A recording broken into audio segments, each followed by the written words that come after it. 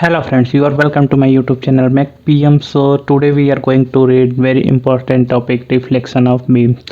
So friends, suppose this is a beam, this is a simply supported beam, and suppose this is the load W is applied at the midpoint, then beam will reflect like this. So at midpoint this deflection will be maximum in case of simply supported beam. So we will see how to get this, but for understanding let's say that it is y maximum, and at any point other than this midpoint deflection also can be calculated. Suppose this is y, and we have to calculate slope. So what is the slope? If we draw a tangent, suppose we have to get slope at this point, so we have drawn a tangent at this point, so this is slope, or it can be also shown here.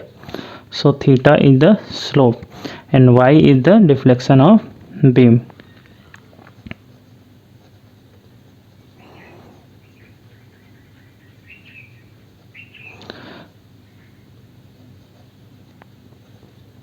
So friends, in real life deflection is very small. I have shown here that deflection is this much as compared to this length of the beam, but in real life situation it will not be noticeable.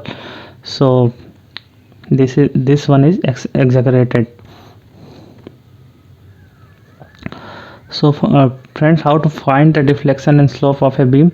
So there are four methods. First one is double integration method.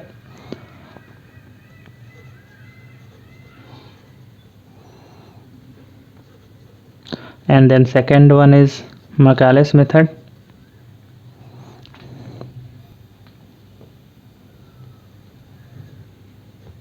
Friend, this method is very popular and it is easy.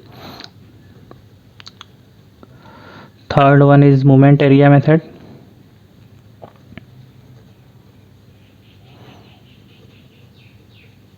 And fourth one is strain energy.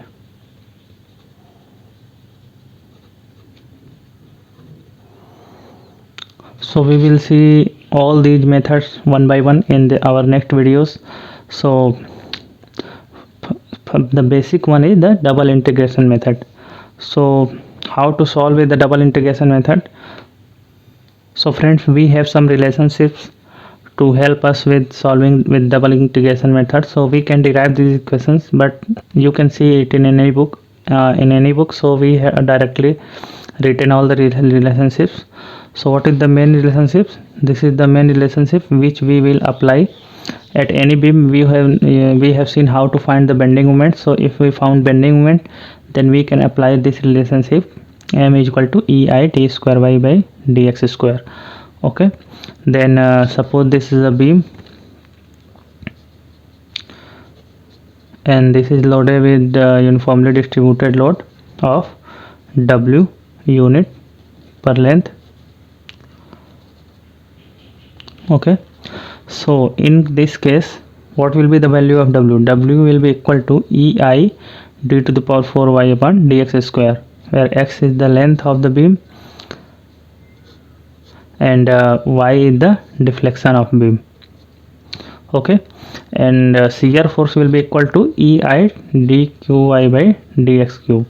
Okay, and the slope will be dy by dx.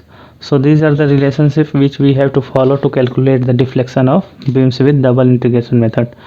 So friends, in next video we will see some problems. So let's go to the next video. Thanks for watching this video.